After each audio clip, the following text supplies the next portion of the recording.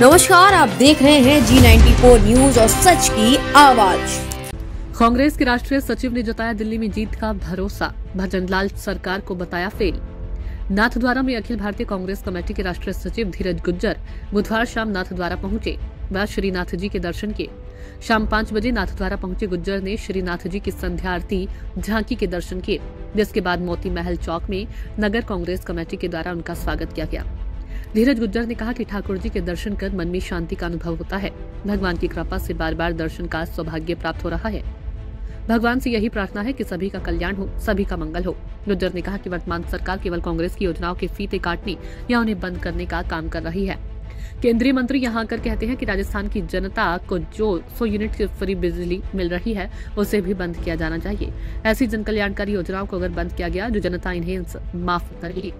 उन्होंने दिल्ली में कांग्रेस की सरकार बनाने का भरोसा जताया और कहा कि शीला दीक्षित के नेतृत्व में जो कार्य दिल्ली में हुए वही आज तक जारी है। दिल्ली का नवनिर्माण शीला दीक्षित द्वारा कराया गया था और उन्हीं के विकास कार्य को लेकर कांग्रेस चुनाव लड़ रही है और एक बार फिर दिल्ली में हमारी सरकार बनाने ऐसा मेरा भरोसा है।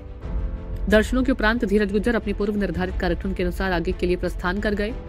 इस दौरान नगर अध्यक्ष दिनेश एम जोशी, पूर्व पालिका अध्यक्ष मनीष राठी, उपाध्यक्ष श्यामलाल गुज्जर, पीयूष त्रिपाठी, गोपेश बागोरा, विनोद बोहरा, विशाल उपाध्याय, महेश सनड्ढे आदि मौजूद रहे।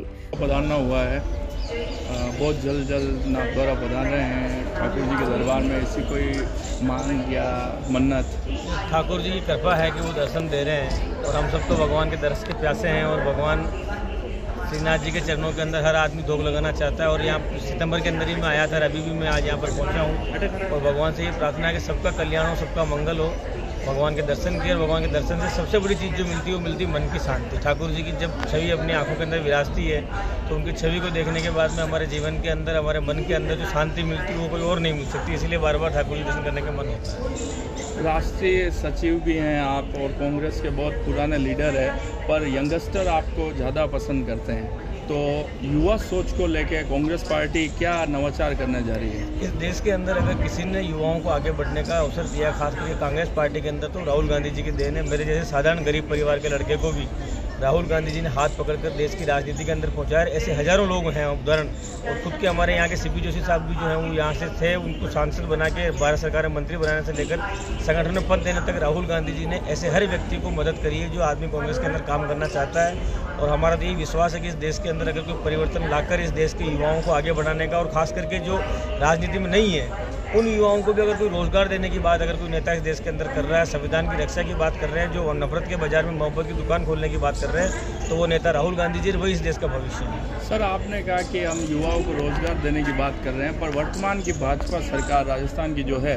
उसने अशोक गहलोत की जो सरकार थी उसकी जो भी स्कीम थी और जो भी एजुकेशन या रोजगार की जो योजनाएं थी उनको रिव्यू में लिया है और अभी वर्तमान में स्कूलों को बंद करने का प्रयास किया जा रहा है। इस सरकार की मंशा पिछले 1 साल में आपने देखी होगी कि 1 साल के अंदर कांग्रेस सरकार में या तो इन्होंने जो काम कांग्रेस सरकार में हुए उनके फीते वो पत्थर लगाने का काम किया है, या उन योजनाओं को जिनको ये बंद कर सकते थे बंद करने का काम किया, चाहे जिले बंद करना हो चाहे दूसरा काम हो।